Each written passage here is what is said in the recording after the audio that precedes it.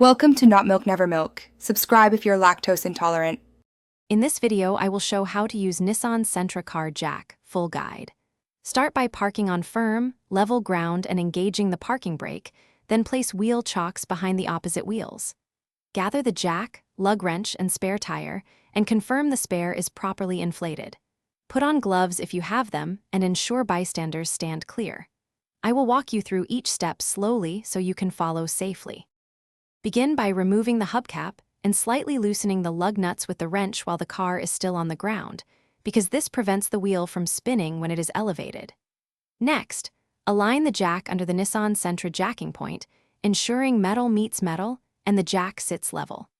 Double-check the parking brake and chocks, then slowly start pumping or turning the jack handle until the tire clears the ground by about 3 to 4 inches. Raise the car until the tire is off the ground by roughly 5 inches so you have clearance to remove it safely.